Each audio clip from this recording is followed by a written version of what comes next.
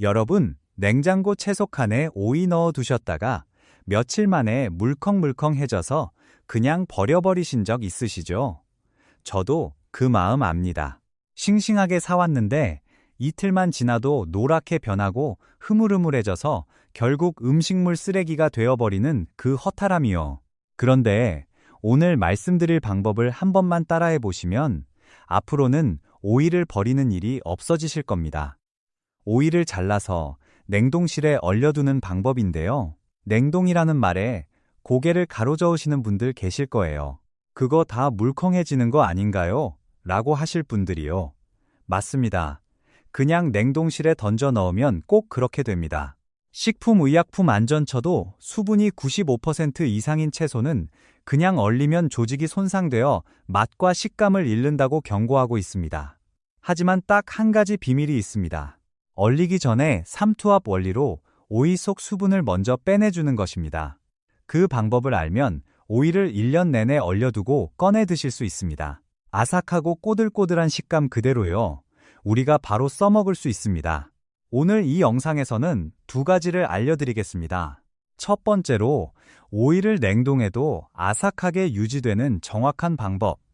그리고 두 번째로 이 냉동 오이로 5분 만에 완성되는 반찬 4가지를 하나씩 꼼꼼하게 알려드리겠습니다. 그리고 오늘은 한 가지를 더 말씀드릴 겁니다. 이 방법이 건강에 도움이 되는 분들과 반대로 조심하셔야 하는 분들을 따로 짚어드리겠습니다. 우리 가족 건강을 지키려면 이 부분이 아주 중요합니다. 여러분, 오이가 왜 냉동을 특별하게 해야 하는지부터 먼저 알아보겠습니다. 미국 농무부 영양 데이터베이스에 따르면 오이의 수분 함량은 무려 약 95%입니다. 오이 한 개를 120g이라고 했을 때 그 안에 물이 114g 들어있는 셈입니다. 이 말은 오이가 대부분 물로 이루어져 있다는 뜻이기도 하고 동시에 잘못 얼리면 그 물이 얼음 결정이 되어 세포벽을 찢어버린다는 뜻이기도 합니다. 물이 얼면서 부피가 커지잖아요. 채소 세포 안에서도 똑같은 일이 일어나는 겁니다. 그래서 그냥 넣은 오이는 해동하면 흐물흐물해지는 겁니다. 그렇다면 어떻게 해야 할까요? 답은 얼리기 전에 물을 먼저 빼주는 겁니다. 소금과 설탕을 이용하면 삼투압 현상으로 오이 세포 속 수분이 밖으로 빠져나옵니다.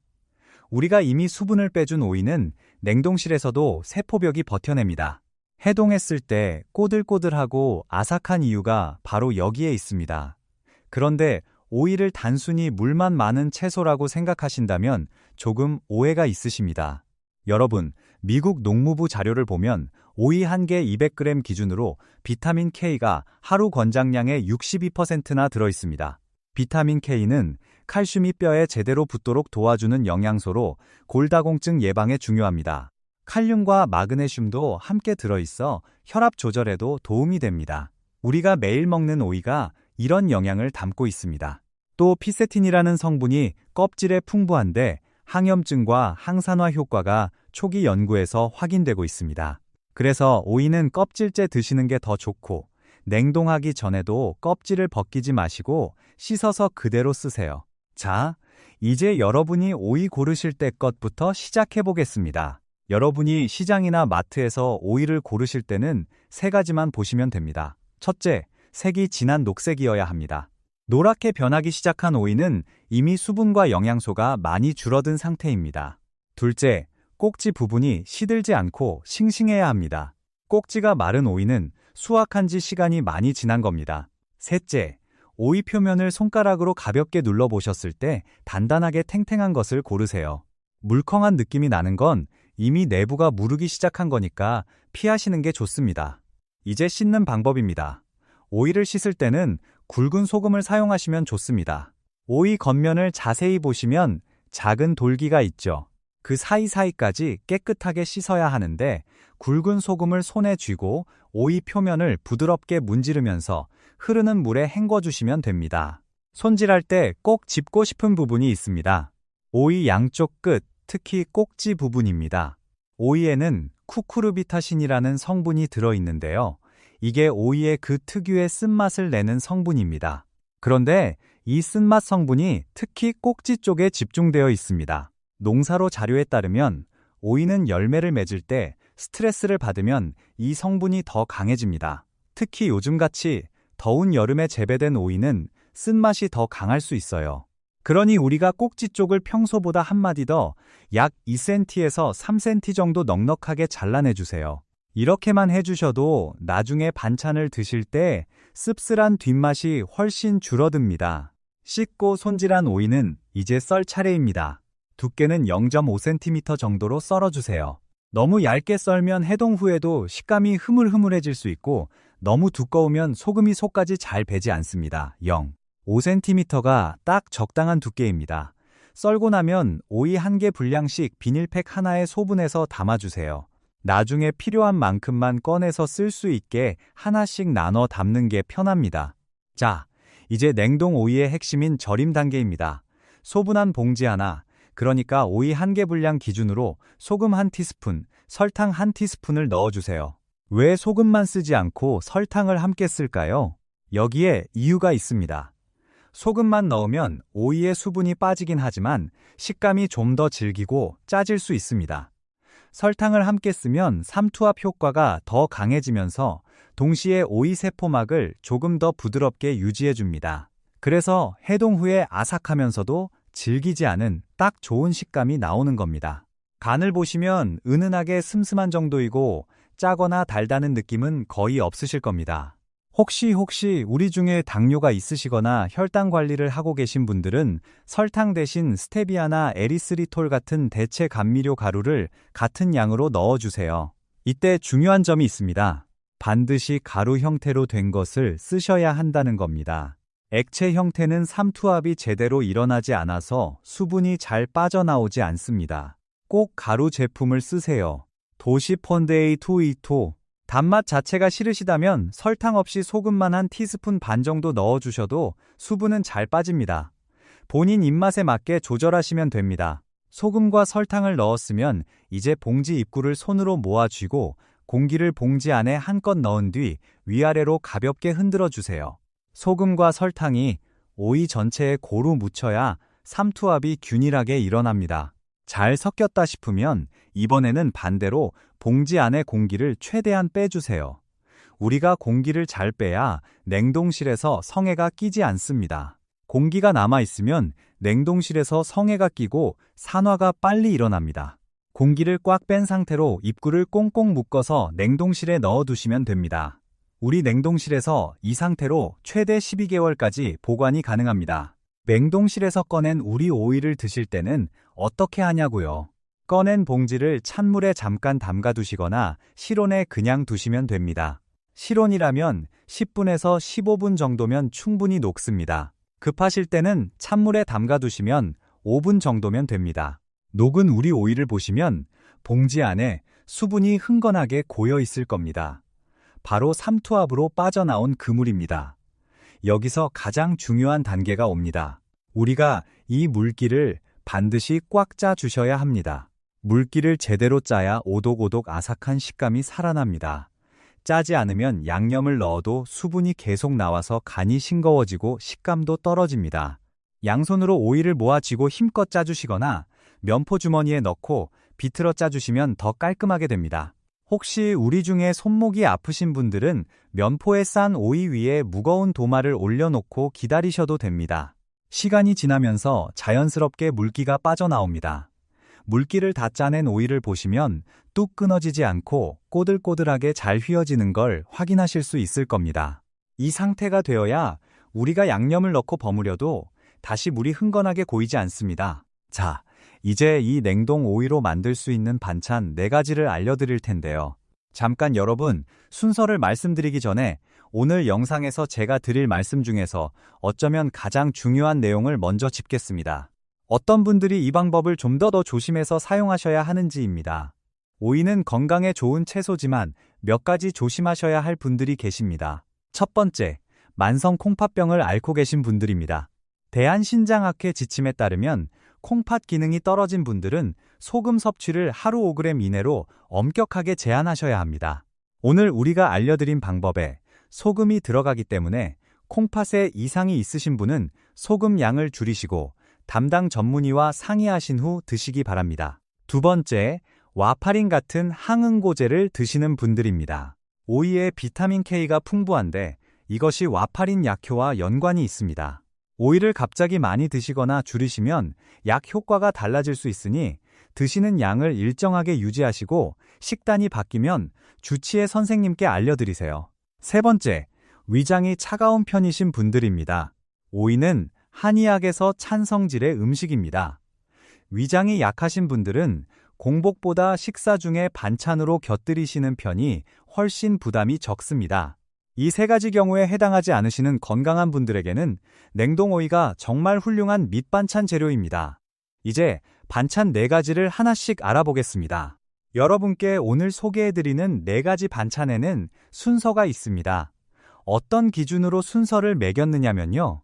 얼마나 오이의 아삭한 식감을 최대한 살려주느냐, 그리고 다양한 식사에 얼마나 활용이 쉬우냐, 마지막으로 건강면에서 얼마나 영양이 더해지느냐, 이 3가지를 기준으로 했습니다. 4번째부터 첫 번째 순서로 알려드리겠습니다. 4번째입니다. 오이 요거트 샐러드입니다. 여러분 집에 매일 아침 요거트를 챙겨 드시는 분 계시죠? 우리가 거기에 장 건강을 위해서 요거트 드신다고 하시는 분들 많으신데 거기에 냉동 오이를 더하면 맛도 영양도 훨씬 더 업그레이드 됩니다. 여러분, 왜 4번째냐고 하시면요. 맛과 건강 면에서 훌륭하지만 다른 3가지에 비해 활용 범위가 좀 더 제한적입니다. 주로 아침 식사나 간식용으로 드시기 좋고 보관을 길게 하기 어렵습니다. 요거트가 장 건강에 좋다는 건 이미 많이 알려져 있죠. 그런데 미국 국립생명공학정보센터에서 발표한 연구 결과가 있습니다. 60세 이상 어르신들께 유산균이 들어있는 요거트를 12주 동안 제공했더니 감기 같은 상기도 감염 위험이 45%나 감소했다고 합니다. 단순히 배변에만 좋은 게 아니라 면역력에도 영향을 미친다는 겁니다. 그리고 중요한 점이 있습니다. 요거트 속 유산균은 장 안에 오래 자리를 잡고 살지는 않습니다. 요거트를 꾸준히 드셔야 하는 이유가 여기 있습니다. 장을 통과하면서 배변 리듬을 도와주고 유익균이 살기 좋은 환경을 만들어주는 역할을 합니다. 그러니 오늘 한번 드셨다고 효과가 쌓이는 게 아니고 꾸준히 드셔야 합니다. 만드는 방법은 아주 간단합니다. 물기를 꽉 짜낸 냉동 오이를 넓은 그릇에 넣고 그 위에 시중에서 구하실 수 있는 플레인 요거트를 2-3숟가락 크게 얹어주세요. 설탕이 들어간 가양 요거트는 당 함량이 높아서 오히려 염증을 유발할 수 있다는 전문가 의견도 있습니다. 반드시 플레인, 그러니까 아무것도 가미되지 않은 순수한 요거트를 쓰세요. 여기에 후춧가루를 톡톡 뿌려주시고 집에 있는 견과류를 조금 얹거나 건크랜베리를 몇 알 올리시면 색깔도 예쁘고 씹는 재미도 생깁니다. 이미 우리 오이에 소금 간이 배어있기 때문에 따로 소금을 치지 않아도 새콤하면서 간이 딱 맞습니다. 혹시 우유나 일반 요거트를 드시면 속이 더부룩하신 분들이 계시죠? 그런 분들은 유당이 아주 적은 그릭 요거트로 바꾸어 드셔보세요. 일반 요거트보다 더 걸쭉하고 단백질 함량도 높아서 포만감도 더 오래 갑니다. 이 샐러드는 한 번에 여러 그릇 만들어 소분하시면 냉장고에서 사흘까지 두고 드실 수 있습니다. 아침에 불 앞에 서기 싫고 덥고 번거로운 날, 냉장고에서 꺼내 바로 드실 수 있어서 정말 편합니다.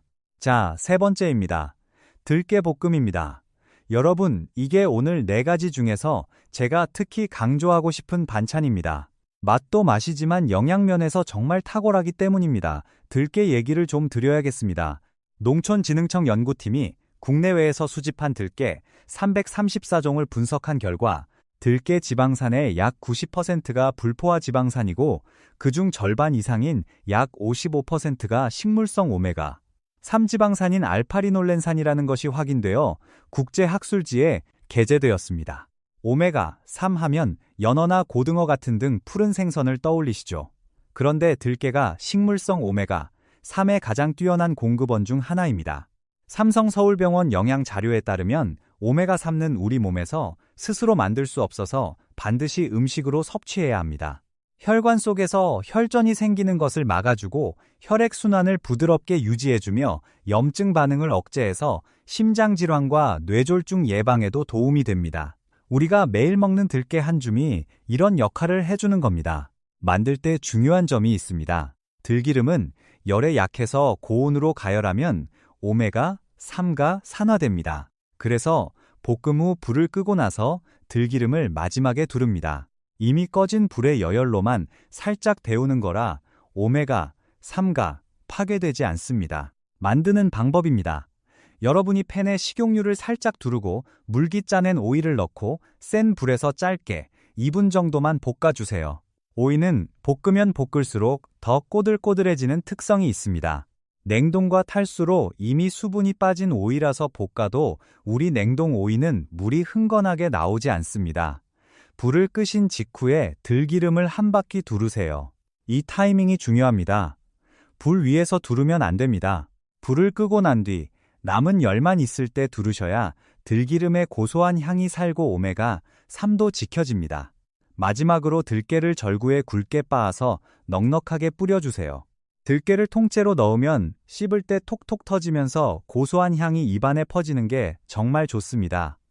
절구가 없으시면 비닐팩에 넣고 방망이로 살짝 두드려 주셔도 됩니다. 완전히 갈지 않고 굵게 빻는 게 포인트입니다. 이 볶음 오이를 접시에 담고 삶은 계란을 반으로 잘라 옆에 곁들여 드시면 훨씬 든든합니다. 고소한 들깨 볶음 오이에 담백한 계란이 더해지니 단백질까지 함께 챙기실 수 있습니다. 지방간이나 근육 감소를 걱정하시는 분들에게 계란은 정말 좋은 동반자입니다. 우리 이 볶음은 만들고 나서 이틀 정도 냉장 보관하셔도 됩니다. 밥 짓는 동안 5분이면 만들 수 있어서 자주 해 드시기 좋습니다. 여러분, 두 번째입니다. 오이무침입니다.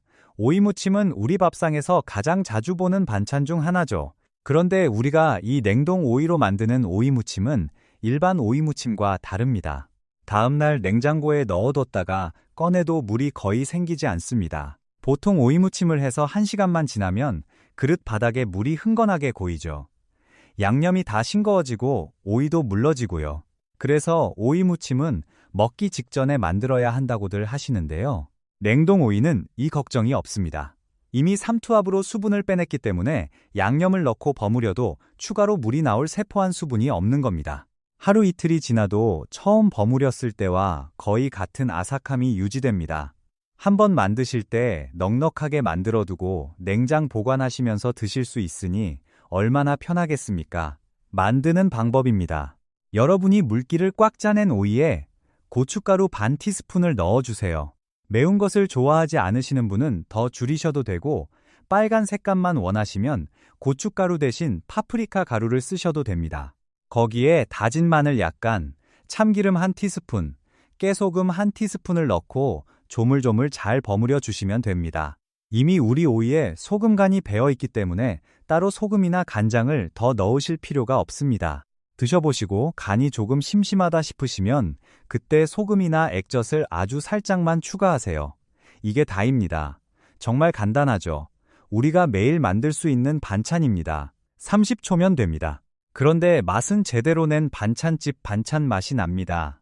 다 버무리고 나면 그릇 바닥에 고소하고 짭조름한 국물이 살짝 고이는데요. 이 국물에 밥을 비벼 드셔도 정말 맛있습니다. 따뜻한 밥 한 그릇에 이 오이무침 척 얹어서 비벼 드시면 반찬이 여러 가지 없어도 밥 한 공기 금방 드실 수 있습니다. 여름에 밥맛이 없으실 때 이 방법 한번 써보세요. 우리 이 오이무침은 사흘 정도 냉장 보관이 가능합니다. 자, 드디어 첫 번째입니다. 여러분이 가장 기대하시던 활용법일 수도 있습니다. 제가 4가지 중에서 가장 높이 평가하는 활용법입니다. 냉국수, 비빔국수, 열무국수에 올리는 고명으로 쓰는 겁니다. 왜 첫 번째냐고요? 이 이유 때문입니다. 보통 비빔국수나 냉국수를 하실 때 오이를 채 썰어서 고명으로 올리시죠. 그런데 시간이 조금만 지나면 어떻게 되나요? 오이에서 물이 흘러나와서 양념장이 죄다 싱거워집니다. 면이 물에 불어서 질퍽해지고요. 그래서 오이 고명을 올린 국수는 빨리 먹어야 한다는 말이 있는 거잖아요. 우리 냉동 오이는 이 문제를 완전히 해결합니다. 우리가 미리 수분을 빼두었기 때문에 이미 세포 속 수분이 다 빠져나간 상태라서 고명으로 한 움큼 올려도 양념 맛을 전혀 흐리지 않습니다. 마지막 한 젓가락까지 오이의 아삭한 식감이 살아있고 국수 양념 맛도 처음 섞어 드실 때와 같습니다. 여러분 집에 손님이 오셨을 때도 이 냉동 오이 고명을 써보세요. 국수 그릇에 국수를 담고 냉동 오이를 한 움큼 올리고 양념장을 얹기만 하면 됩니다. 냉국수라면 오이가 살짝 시원한 느낌도 줘서 더 잘 어울립니다. 냉국수에는 오이 고명에 깨를 솔솔 뿌려주시면 비주얼도 좋습니다. 우리 1인분 기준으로 오이 반 개 분량이면 충분히 푸짐한 고명이 됩니다. 비빔국수, 냉국수뿐 아니라 열무국수에도 막국수에도 활용하실 수 있습니다. 면 요리에 들어가는 오이 고명이라면 어디든 쓸 수 있습니다. 자, 지금까지 4가지 활용법을 알아봤습니다. 네 번째, 요거트 샐러드는 아침 식사나 간식으로 좋고 유산균과 오이 영양을 함께 챙길 수 있습니다. 우리 세 번째, 들깨볶음은 혈관 건강에 좋은 오메가 3를 더할 수 있고 계란과 곁들이면 든든합니다. 두 번째, 오이무침은 30초 만에 만들 수 있고 하루 이틀이 지나도 아삭함이 유지되는 편리한 반찬입니다. 그리고 우리 첫 번째, 냉국수나 비빔국수 고명으로 쓰면 어떤 면 요리에도 어울리고 양념 맛을 흐리지 않아서 실용성이 가장 높습니다. 이 4가지 반찬의 출발점이 모두 같습니다. 우리가 오이를 미리 잘라 절여서 냉동실에 넣어두는 것입니다. 우리 이 한 가지 수고만 해두시면 그 이후는 정말 간단해집니다. 오이 한 봉지를 사시면 우리 그날 바로 손질해서 냉동실에 넣어두세요. 우리 가족을 위해 여름에 제철 오이가 저렴하게 나올 때 넉넉히 사서 다 손질해 두시면 겨울까지도 드실 수 있습니다. 자, 우리 오늘 핵심을 다시 한번 정리해 드리겠습니다.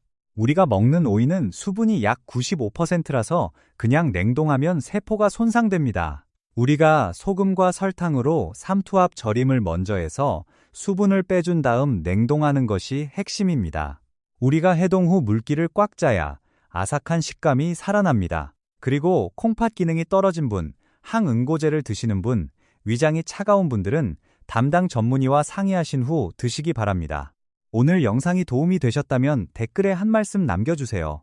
주변에 오이 사다 두고 버리시는 분 계시다면 이 영상 한번 전해주시면 더 좋겠습니다. 다음에도 밥상에 보탬이 되는 알찬 이야기로 찾아뵙겠습니다. 오이 한 봉지 알뜰하게 드시고 건강한 여름 나시길 바랍니다.